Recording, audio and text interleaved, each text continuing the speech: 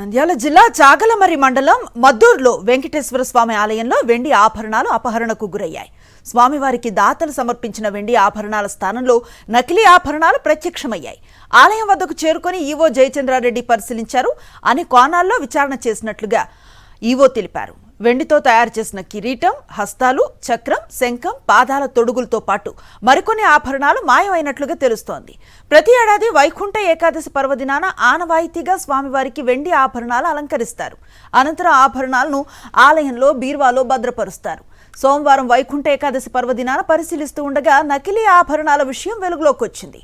విశ్రాంత ఈవో అర్చకుడు కిషోర్ శర్మల హస్తం ఉన్నట్లుగా ఆరోపణలు వెలువెత్తుతున్నాయి. పూర్తి సమాచారం మా కరెస్పాండెంట్ లోకేష్ అందిస్తారు. లోకేష్, చెప్పండి.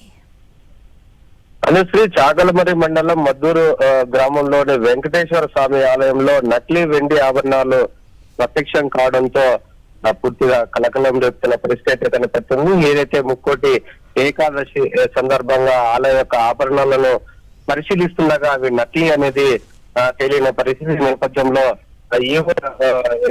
ఈవో అక్కడికి చేరుకుని పూర్తిగా విచారణ చేపట్టారు. అయితే గత విశ్రాంతి ఈవో ఉన్నారో అతను పూర్తిగా బాధ్యతలు తనకు అప్పచెప్పలేదంటూ చెప్తున్న పరిస్థితి అయితే కనపడుతుంది. ఏదైతే దాతలు కిరీటము, హస్తాలు, చక్ర శంఖాలు, పాదాలు తొడుగుతో పాటు ఈ యొక్క వెండి ఆభరణాలు యొక్క ఆలయానికి దాతలు ఇచ్చారు. అయితే అవి పూర్తిగా జరిగిందంటూ వారి నిర్ధారణలో తేలిన పరిస్థితి కనపడుతుంది. ఈ నేపథ్యంలో పూర్తిగా అయితే విచారణ అయితే కొనసాగిస్తున్న పరిస్థితి కనపడుతుంది.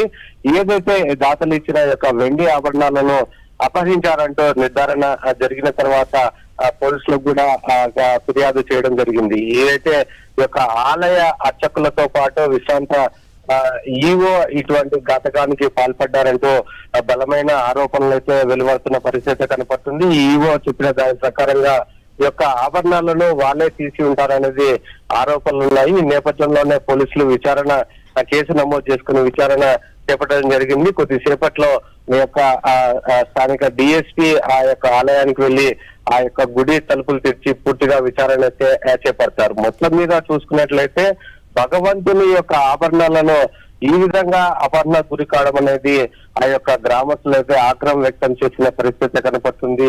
ఈ యొక్క ఆలయాలనే దేవునికి భద్రత లేకపోవడం అనేది చాలా ఆశ్చర్యానికి గురి చేస్తున్నట్లుగా ఈ యొక్క స్థానిక ప్రజలు అయితే చెప్తున్నారు. పూర్తి స్థాయిలో విచారణ చేసిన తర్వాతనే ఎవరు యొక్క ఆభరణాలని అపహరించారనేది బయటపడనున్నది. ఇది ఒక దొంగతనం లేదంటే ఆలయ సంబంధించిన అధికారులే వీటిని అపహరించారా అనే కోణంలో కూడా విచారణ అయితే కొనసాగుతుంది. ఈ యొక్క నేపథ్యంలోనే పూర్తిగా వీటిపై చర్యలు తీసుకుంటామంటూ అధికారులు చెప్తున్న పరిస్థితి. Anusri, right, thank you Lokesh.